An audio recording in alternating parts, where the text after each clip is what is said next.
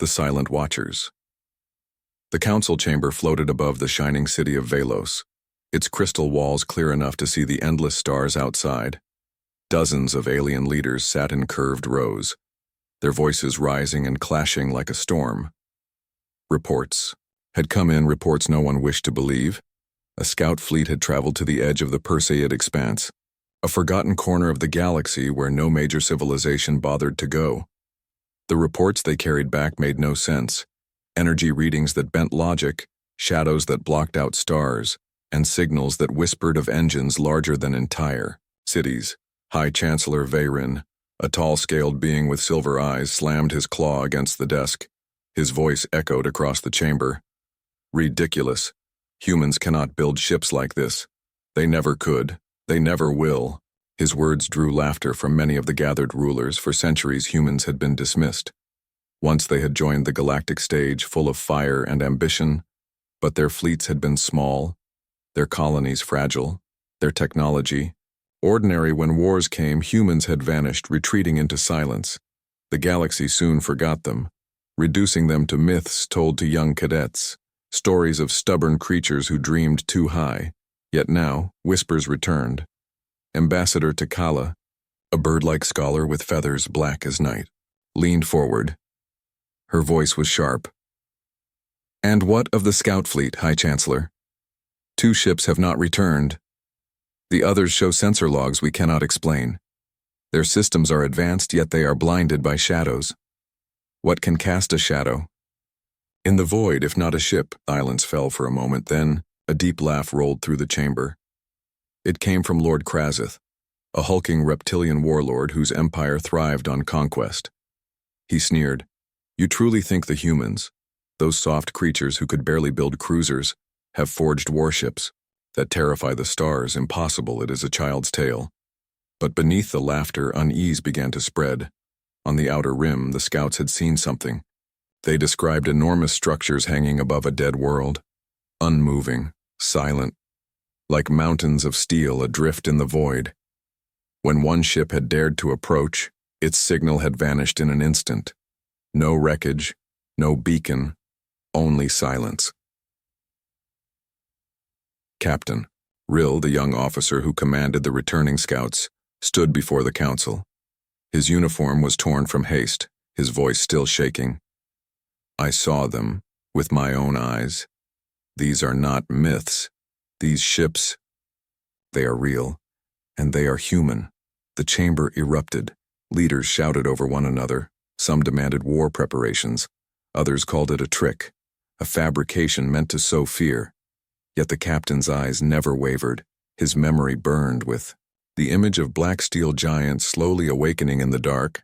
High Chancellor Veyrin dismissed him with a wave. "Fear has clouded you, Captain. No species disappears for centuries only to return with power greater than the Council itself. You insult us with these fantasies." Still, the young officer's words lingered. Whispers moved through the council hall. One elder muttered, "What if the humans never vanished? What if they were building?" Another added, "What if they waited until we grew arrogant?" Fear twisted through their hearts, for they all remembered history. Humans had been stubborn. They had never bowed, even when cornered. If they had truly built such warships, then the galaxy was in danger. Beyond the walls of the council, the city lights of Velos glittered against the void. But far away in the forgotten systems, shadows stirred, massive forms drifted, cloaked in silence, waiting. The scout captain's last words echoed in the ears of those who listened. "The galaxy is not ready for them. When the humans rise again, we will tremble." And in the darkness beyond, the stars, something vast shifted. Engines older than centuries stirred to life, a low hum moving through the void. The silent watchers were no longer silent. Shadows in the void. The scout fleet that had returned told only half the story. The rest lay hidden in the cold silence of space, far from the comfort of council chambers. And bright cities in the Perseid expanse, stars flickered weakly through dust clouds, and the dead world of Corvain spun slowly, forgotten by time. Around it, the shadows waited. The second scout detachment arrived weeks later, commanded by Admiral Syraxis, a seasoned warrior from the Krell Dominion. His fleet was strong, armed with plasma lances and graviton torpedoes. His orders were simple: confirm or deny the rumors of human warships. At first, the scans showed nothing: empty skies, barren rock, no signs of life, the Admiral's officers whispered among themselves. Some laughed at the idea that humans could build ships large enough to scare the galaxy. But Syraxis was not a fool. He had fought too many wars to ignore silence that was too perfect. Hold formation, he ordered. Push deeper into orbit. The fleet moved closer to Corvain, their engines humming softly. They circled the planet, instruments burning across the surface, and still nothing: no bases, no stations, no signals. It was a graveyard world. And then, the shadows shifted. At first it seemed like the stars themselves were moving, but then shapes emerged, black against black, so vast they seemed to blot out the void. One of Syraxis's lieutenants cried out, "Contact! Multiple signatures! Size unknown!" The Admiral's eyes widened. The shapes were not asteroids, not natural debris. They were ships, massive ships, their hulls reflecting no light, their engines silent. Each one was longer than a city, bristling with dark towers and armored ridges. They hung in space like titans at rest by the stars, whispered Syraxis, his voice low. They are real. The fleet scrambled, panic breaking discipline. Dozens of smaller vessels tried to reposition, shields raised, weapons armed. The Admiral shouted for order, but already fear was spreading like fire. Then it happened. One scout frigate, braver, or more foolish than the rest, ignited its thrusters and moved closer. It broadcast a signal in every direction. "Identify yourselves," the pilot demanded. "This is an official coalition fleet. You will answer or be marked hostile." There was no answer. The frigate drew closer, its lights cut across the black hull of the nearest ship, revealing scars of construction, impossible layers of armor, and strange glowing veins running across its surface like rivers of energy. The pilot's voice trembled. These are not like anything we've ever built." And then the frigate was gone. No explosion, no flash, no scream. One moment it was there. The next moment its signal vanished, as if swallowed by the void itself. The crew of the other ships froze. Their eyes wide, their hands shaking, Admiral Syraxis gritted his teeth. "All units, retreat! Get us out of here!" The shadows did not chase, they did not fire. They only remained still, watching, waiting, as if the void itself had eyes. The fleet ran, engines burning hotter than ever, and when they finally reached safe space, the Admiral knew the truth. He had seen enough. These were not myths, not rumors, they were human warships. When he reported back to the Council, his voice carried no pride, no triumph, only fear. "They are out there," he said, "and they are watching us, they are waiting, and if they choose to rise, the galaxy will not be ready." The Council chamber fell silent. No laughter this time, no dismissals, only fear. For in the dark reaches of the void, humanity had forged titans that should never have existed. The shadows were real, and they were awake. The first awakening, far beyond the reach of trade routes and patrol fleets, the dead world of Corvain turned slowly in silence. For centuries it had been ignored, a cold rock with no value. But now, its orbit carried giants hidden in the void, giants that did not belong to myth. The human warships began to stir. At first it was only a low hum, vibrations that rippled across the emptiness. The cloaking fields shimmered faintly, revealing edges of impossible hulls. For those who watched from a distance, it looked as though the night itself was breaking apart. Inside one of the alien observatories on the edge of the Perseid expanse, officers panicked as their instruments screamed. Energy readings climbed beyond known limits. Signals that should not exist filled their screens. "This is not natural," one technician whispered. "This is power, like a star being born." The human ships moved, slowly, carefully, like predators waking from long slumber. Enormous engines glowed with blue fire, so bright that even the nearest star seemed dim beside them. The void trembled under their awakening. The Galactic Council received the first live feed 2 days later, transmitted through a relay buoy left by Admiral Syraxis's fleeing fleet. What they saw silenced them all. The holo display lit up with the image of a single warship. Its hull was black steel layered with glowing veins of white energy. Spires rose from its surface like mountains, weapons arrays that no alien mind could identify. Gasps filled the chamber. Chancellor Vayreen, who once mocked the idea of humans returning, now sat frozen, his claws dug into the armrest of his chair. "Impossible," he whispered, but his voice carried no conviction. The warship stretched nearly 20 kilometers in length, larger than any vessel the galaxy had ever seen. It rotated slowly, its engines stabilizing. Each movement was deliberate, powerful, as if the ship itself carried weight like a planet. Then the awakening grew louder. More shapes emerged from behind Corvain. One dreadnought, then two, then five, until a dozen titans revealed themselves. Their armor caught the light of the distant star, casting shadows that swallowed entire fleets. Alien leaders whispered to one another. How could humans build these? No one had an answer. Within the observatory, the terrified alien officers recorded every detail. They watched as the massive human vessels tested their weapons. In silence, a single dreadnought fired into the dead planet's surface. The beam of dark energy tore through crust and mantle in seconds, splitting mountains like paper. A shockwave rolled across the surface, glowing magma spilling into space. One officer turned pale. "That weapon, it is not plasma, not fusion, it is something else, something beyond our science." The humans had not only survived, they had evolved. Back in the council chamber, fear turned into chaos. Some leaders shouted for immediate war preparations. Others demanded surrender before it was too late. The High Chancellor slammed his claw against the desk. "Enough! We do not act on fear alone." But his eyes betrayed him. They trembled with the truth. Ambassador Takala leaned forward, her feathers bristling. "You do not understand, Chancellor. This is not fear. This is survival. If humans truly command such ships, then the balance of the galaxy is already broken." The holofeed flickered. The dreadnoughts continued their silent maneuvers. Engines burned brighter, shadows lengthened, and then for the first time, a sound came through the transmission. Not static, not interference, but a voice. Deep, calm, and human. "We are awake," the voice said, "and we remember." The chamber erupted again. Leaders shouted over one another. Some demanded answers, others simply trembled in silence.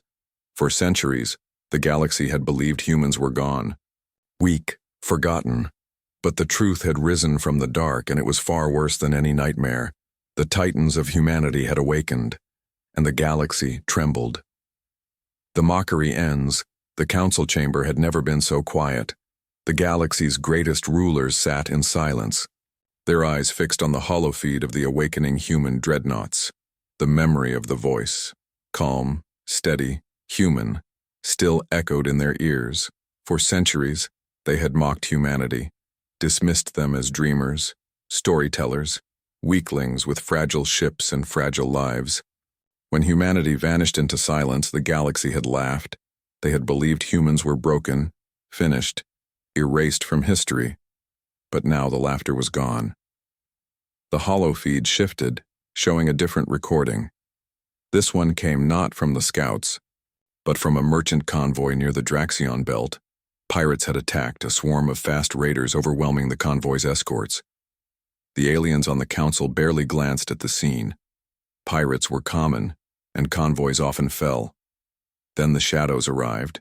From the edge of the recording, a single human warship emerged. Its black hull glimmered with faint rivers of light, larger than the entire convoy put together. The pirates turned their weapons on it, hundreds of plasma bolts streaking across the void. Yet every shot vanished against the human dreadnought's shields, absorbed like drops of rain on a mountain. And then, the human ship fired. One beam, a lance of dark matter energy, cut across space. Half the pirate fleet vanished in an instant, shattered into fragments. The rest tried to scatter, but the warship was faster. Its weapons tracked with impossible precision. Each shot destroyed another target. until only silence remained. The convoy survived, untouched. The human ship lingered for a moment, its weapons cooling, and then it sent a single message, a transmission recorded and spread across the stars. We do not seek your wars, but we are not prey. The age of silence is over. The chamber trembled with whispers. Ambassador Takala rose to her feet, her feathers shaking. You see, she cried, they are not weak. They were never weak. They were building, preparing, waiting for the day to return. High Chancellor Veyron tried to steady his voice. Perhaps this is an isolated fleet, a relic. Maybe they found ancient technology they do not understand. His claws clicked nervously against the desk. Yes, perhaps they are only bluffing. But even as he spoke, more reports arrived. Patrol fleets destroyed at the edges of forgotten systems, sensor satellites blinded by impossible energy bursts, whispers of enormous shadows seen drifting near colonies. Every report told the same truth. Humanity was back, and their ships were real. Lord Krazith, the warlord who once laughed the loudest, now sat in silence. His scales dulled, his jaw tight. He had mocked humans as soft creatures, yet the sight of their dreadnought tearing apart an entire pirate armada haunted him. They did not build ships, he muttered, his voice heavy with dread. They built monsters. The other leaders turned toward him, and for the first time he did not sneer. He looked afraid. The chamber descended into chaos again. Some demanded immediate peace talks. Others demanded the construction of new fleets. But all knew the truth. No matter how many ships they built, no matter how many weapons they forged, they could not match what they had just seen. The mockery had ended. Outside the chamber, across the galaxy, fear spread like fire. On distant colonies, children whispered old tales of humans on military bases. Officers studied the recordings in silence, and in the dark halls of the council, leaders finally spoke words they had never imagined. What if we cannot stop them? The question hung in the air, heavy and suffocating, and far away beyond the reach of council eyes, the human dreadnoughts moved again, silent and steady, like gods awakening from slumber. The galaxy trembled, and the age of mockery was over. The Battle of Draxion. Reach. The Draxion Reach was a fortress of the galaxy, a narrow star passage guarded by dozens of fleets. For centuries, it had been the rally point of coalitions, the meeting place for armadas preparing for war. Now, it was chosen again, but not for defense against pirates or raiders. This time it was chosen to stand against humanity. The Council ordered every ally to send ships. Armadas of every race gathered. Thousands of cruisers, carriers, and destroyers lined the void. Their banners glowed across the stars, a declaration of unity and strength. Never before had the galaxy assembled so many warships in one place. Yet, fear gripped them all. Admiral Syraxis, who had seen the human dreadnoughts firsthand, stood on the command bridge of the Coalition flagship. His eyes narrowed as reports flowed in. They are coming, he whispered. The humans are coming. And then the shadows arrived. At first it was silence. The fleets scanned the void, weapons armed, shields raised. The stars burned calmly, as if mocking their fear. But then, darkness stretched across the battlefield. Huge shapes slipped from the void one by one, until a dozen dreadnoughts faced them. Their black hulls glimmered faintly, energy rivers glowing along their sides. Like veins of fire, gasps filled the coalition channels. They are too large, one commander cried. Nothing should be that big. Another shouted, how can they move so fast? The human fleet did not broadcast threats, did not send demands, they simply advanced. Engines pulsed like thunder, weapons powered with low hums that shook instruments across the battlefield. Then came the first strike. A coalition destroyer panicked and fired a missile volley. The warhead streaked across space, bright trails cutting through the dark.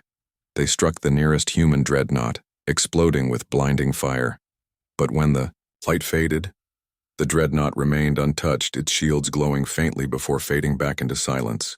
The humans answered. A single dark matter cannon lit up the void. The beam tore through the destroyer and continued past it, slicing 3 more ships in half, pieces of burning wreckage scattered into the abyss. The coalition fleet trembled. "Fire everything," Admiral Syraxis roared. Desperation echoed through his voice.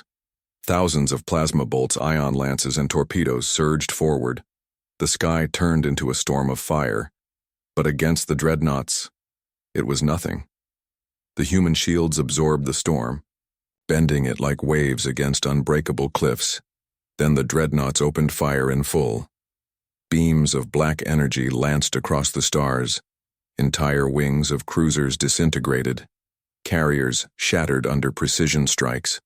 Fighters scattered in panic, but were vaporized before they could regroup. The battlefield became chaos. The humans moved as if they had fought this battle 1,000 times, calm, precise, unshaken. On the coalition flagship, Syraxis clung to the rail. "We cannot win this," he whispered.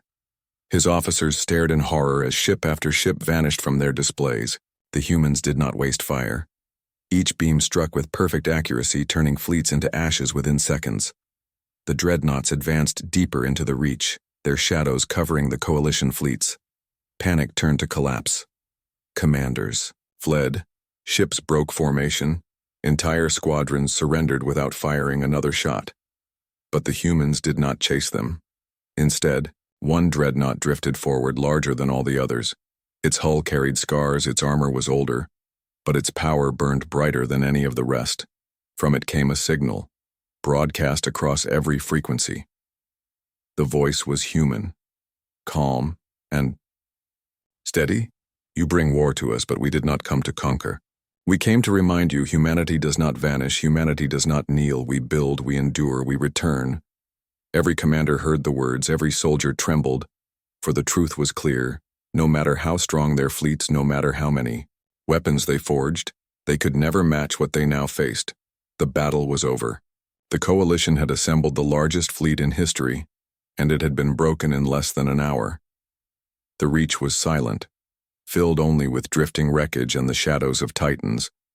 And the galaxy finally understood.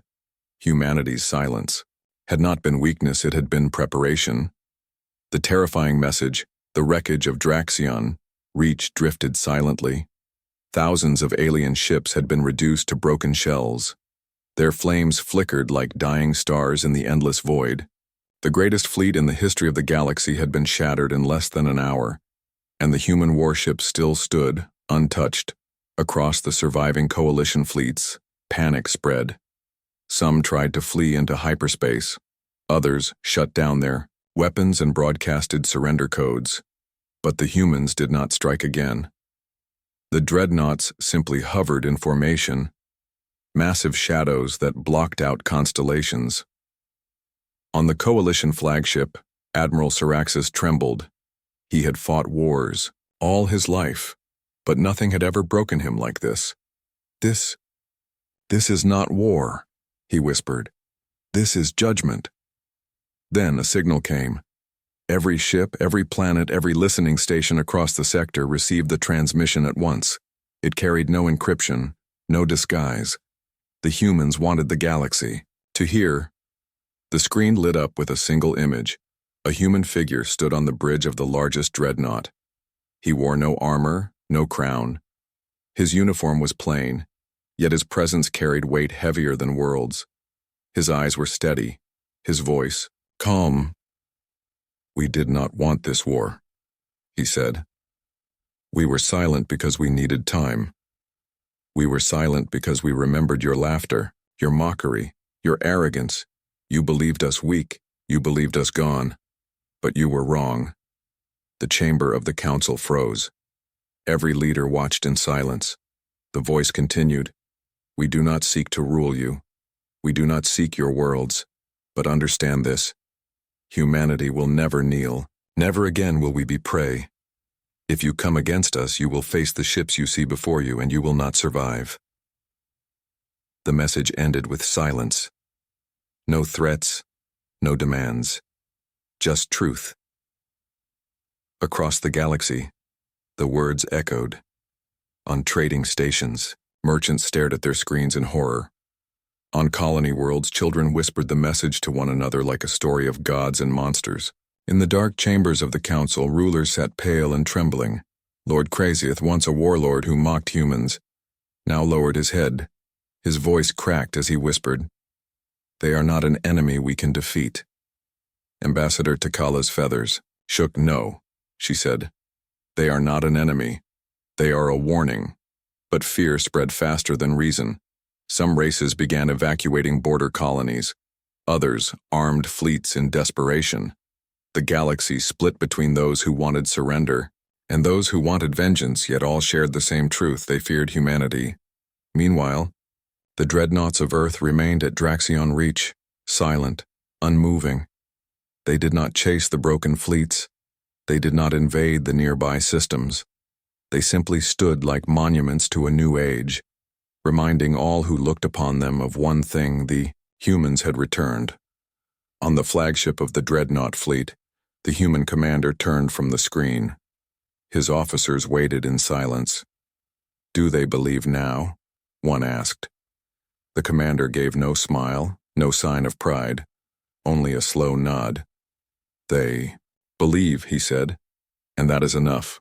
The Titans drifted back into the void, vanishing as silently as they had come, but their message remained burned into the galaxy's heart. No one would ever forget the words, "We do not kneel," and for the first time in centuries, the galaxy trembled not at war itself, but at the thought of what humanity might do next. The galaxy trembles. The human dreadnought slipped back into the void, leaving only silence, wreckage, and fear behind. Their message echoed across every channel, replayed again and again until even the smallest colony child could repeat it word for word. Humanity had spoken, and the galaxy listened. On the council homeworld of Velos, the chamber remained in chaos. Some leaders screamed for vengeance, others whispered of surrender. Fear twisted through every voice. For centuries they had laughed at humans, called them weak, dismissed them as a forgotten people. Now no one laughed. High Chancellor Veyron sat slumped in his chair, his silver eyes dull. He had mocked the scout captain who first warned them. He had dismissed the reports of shadows in the void. Now those shadows haunted him. His voice was hollow as he whispered, "We were blind."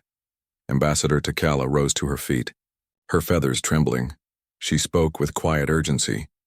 "This is not a war we can win, do you not see? They did not come to conquer us. They came to remind us. They endured in silence while we mocked them, while we forgot them. And now they have returned, stronger than all of us combined." The chamber fell quiet. Her words cut deep.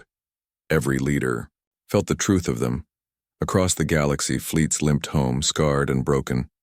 Entire systems broadcasted emergency protocols. Some colonies even abandoned their worlds, fleeing into deeper space to hide. Yet no human fleet followed them. No human armies invaded. The dreadnoughts had vanished like ghosts. But the memory remained. Stories spread faster than official reports. Merchants swore they had seen a human ship glide past their convoys without firing. Refugees whispered of human vessels appearing above ruined battlefields, only to drift away in silence. Children told each other bedtime tales, not of monsters or raiders, but of black steel giants that watched from the stars. The galaxy trembled not only in fear but in wonder.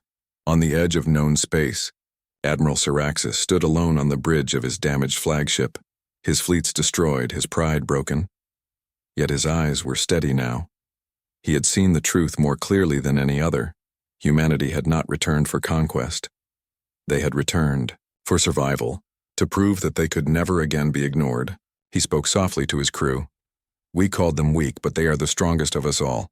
We thought them gone, but they were only waiting, preparing. Humanity is not a story. Humanity is the storm." And so it was. For decades to come, the galaxy would live with that truth. No ruler dared to mock the name of Earth again. No commander dared to underestimate the humans. The silence of centuries was gone, replaced by whispers of awe and dread. And in the dark, where the dreadnought still drifted unseen, the humans watched. They waited, patient as ever. Engines hummed faintly, shadows shifting like gods hidden in the stars. They had no need to strike again, for their message had already been carved. Into the heart of the galaxy, humanity had endured. Humanity had risen. Humanity had built ships no one believed possible. And because of that, the galaxy trembled.